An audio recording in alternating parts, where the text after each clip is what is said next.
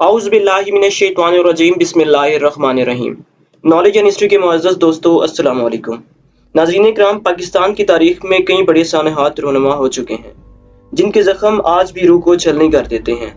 انہی میں ایک اور سانحے کا اضافہ پچھلے دنوں میں ہوا جب ایک خاتون کو اس کے بچوں کے سامنے رات کے اندھیرے میں کچھ بدبختوں نے جنسی درندگی کا نشانہ بنایا۔ اس تمام واقعے کی تفصیل اور اس کے بعد عوام کا سخت رد عمل آج کی ہماری اس ویڈیو کا موضوع ہے۔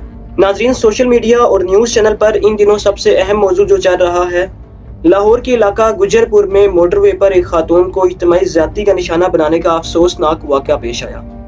متاثرہ خاتون کا کہنا تھا کہ وہ اپنے رشتہ داروں کے گھر تھی۔ انہوں نے اس وقت سفر نہ کرنے کا مشورہ دیا تھا، لیکن اس نے خود کو محفوظ محسوس کرتے ہوئے پہلے کی طرح اسی راستے پر سفر کرنے کا ارادہ کیا اور رات کو تقریباً 1:30 بجے اپنے 2 بچوں کے ہمراہ لاہور سے گجرانوالہ واپس سفر پر نکل پڑی۔ لیکن حیرت کی بات یہ ہے کہ اچانک گاڑی میں پیٹرول ختم ہو گیا اور جب گاڑی رک گئی تو اس نے اپنے پہلے ایک رشتہ دار کو فون کیا تو اس کے رشتہ دار نے موٹر وے پولیس کو فون کرنے کا کہا۔ پھر اس خاتون نے فوراً موٹر وے کے ایمرجنسی نمبر پر کال کی۔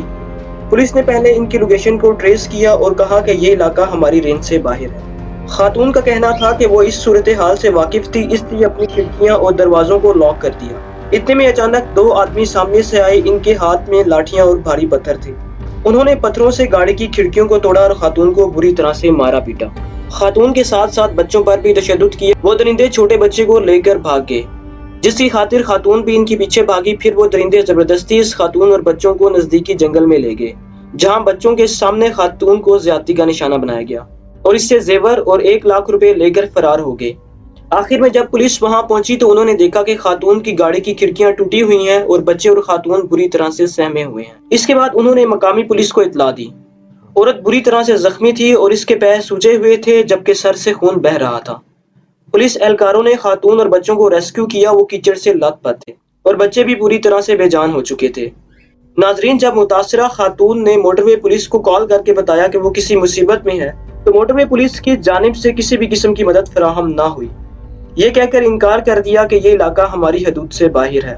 پھر جو سب سے قابل غور بات ہے کہ موٹر وے پولیس کو کال کرنے کے بعد کچھ ہی دیر کے بعد وہ ڈاکو بالکل اسی لوکیشن پر کیسے پہنچ جاتے ہیں جو لوکیشن اس خاتون نے کال پر موٹر وے پولیس کو بتائی تھی۔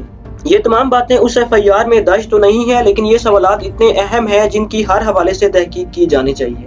یہاں اس کیس کا ایک اور پہلو بھی سامنے آتا ہے کہ جسے کسی بھی صورت نظر انداز نہیں کیا جا سکتا۔ وہ یہ ہے کہ متاثرہ خاتون 1 لاکھ روپے نقدی لے کر رات دیر تک موٹر وے پر سفر کو نکلی۔ یہ تو صاف ظاہر ہوتا ہے کہ کوئی نہ کوئی اہم بات ہوگی۔ ایسی ایمرجنسی بھی ہو سکتی ہے جس نے اس خاتون کو رات کے اس پہر سفر کرنے پر مجبور کر دیا، لیکن وہ ایمرجنسی کیا تھی اس کے متعلق تفصیلات ابھی سامنے آنا باقی ہیں۔ اب جو بات قابل غور ہے وہ یہ ہے کہ خاتون نے اتنے بڑے سفر پر نکلنے سے پہلے گاڑی میں پیٹرول چیک نہ کیا ہوگا، کیونکہ ایسا نہیں ہو سکتا کہ کوئی شخص لمبے سفر پر نکلے اور اپنی گاڑی میں پیٹرول تک چیک نہ کرے۔ دوستو، یہاں پر 2 ہی وجوہات ہو سکتی ہیں۔ پہلی یہ کہ خاتون کو انتہائی ایمرجنسی سے گھر سے نکلنا پڑا، جس کی وجہ سے وہ گاڑی میں پیٹرول دیکھنا بھول گئی، کیونکہ جب انسان ذہنی اذیت میں مبتلا ہو جائے تب وہ جلد بازی میں ایسے کام کر جاتا ہے جو بعد میں اس کے لیے مصیبت کا باعث بن جاتے ہیں۔ دوسری بات یہ ہے کہ کسی جاننے والے نے جان بوجھ کر گاڑی کے پیٹرول سسٹم کے ساتھ چھیڑ خانی کی ہو، جو کوئی جاننے والا ہی تھا کہ وہ خاتون سونا اور کیش لے کر گھر سے نکل رہی ہے اور جس راستے سے نکل رہی ہے وہ تمام ڈیٹیل بھی ان کو معلوم تھی، اور پھر مسلسل خاتون کا پیچھا کیا گیا اور جب انہیں گاڑی رکتی ہوئی دکھائی دی تو تب انہوں نے یہ تمام کارروائی کر ڈالی۔ ان تمام واقعات میں اصل بات کہیں چھپ کر رہ گئی ہے یا اصل حقائق کو خود چھپایا جا رہا ہے، اور یہ بھی ممکن ہو سکتا ہے کہ آخر میں کوئی ذاتی دشمنی ہی نہ نکل آئے۔ لیکن اس تمام واقعے میں پولیس کا کردار انتہائی افسوسناک رہا۔ عین اس وقت جب خاتون کو شدید مدد کی ضرورت تھی تو پولیس نے انکار کیوں کیا؟ اور اب CPO لاہور نے اس سانحے کے متعلق جو بیان دیا ہے وہ غیر ذمہ دارانہ اور ناقابل مذمت ہے۔ بطور پولیس آفیسر انہیں ستم زدہ مظلوم کو انصاف دلوانے پر فوکس کرنا چاہیے تھا، نہ کہ وہ اس قسم کے غلط واقعے پر تنقید کرتے۔ ایک اعلیٰ پولیس کا یہ رویہ مایوس کن اور ناقابل دفاع ہے۔ اس واقعے پر سوشل میڈیا میں ایک بار پھر سے گرما گرم بحث جاری ہو چکی ہے۔ جذباتی پوسٹ کی جا رہی ہیں، سخت سزا کے مطالبات اور سرعام پھانسی کی بات ہو رہی ہے۔ جہاں معاشرے کو برا بھلا کہا جا رہا ہے، وہیں کچھ لوگ یہ بھی کہتے پائے جاتے ہیں کہ عورت اکیلی کیوں نکلی۔ ان کی بات یہ درست بھی ہے کہ رات کے آخری پہر 2 بچوں کو اکیلے لے کر نکلنا صحیح فیصلہ نہیں تھا، لیکن سوال یہ ہے کہ قانون کے رکھوالے کہاں ہیں اور قانون کہاں ہیں؟ اگر راہزنوں کے ڈر سے راستے ہی بدلنے ہیں تو قانون نافذ کرنے والے اداروں کا کیا مقصد ہے؟ کیا یہ لوگ حضرت عمر فاروق رضی اللہ تعالیٰ عنہ کی وہ بات بھول گئے ہیں کہ دریائے فرات کے کنارے ایک کتا بھی مر جائے تو بروز حشر عمر جواب دے گا؟ اب سوال یہ ہے کہ کیا ایسے لوگوں کو سریعام پھانسی نہیں دینی چاہیے؟ کیا ایسے لوگوں کو چوکوں اور چوراہوں پر لٹکا نہیں دینا چاہیے جو خاتون کو ہراساں کرتے ہیں اور ان کی عزتوں کو تار تار کرتے ہیں؟ یہ صرف ایک ہی واقعہ ہے جو صرف میڈیا کی آنکھوں میں آ گیا ہے، جبکہ ایسے کئی واقعات ہمارے معاشرے میں عام ہوتے جا رہے ہیں۔ مدینہ کی ریاست کی باتیں کرنے والوں کو یہ بات کبھی نہیں بھولنی چاہیے کہ مدینہ کی ریاست میں ایک عورت سونے کے زیورات پہن کر ایک اونٹ پر رات کے وقت سفر کر رہی تھی، تو راستے میں حضرت عمر فاروق رضی اللہ تعالیٰ عنہ نے اس کو روک کر پوچھا کہ اندھیرے میں سفر کرتے وقت ڈر نہیں لگتا؟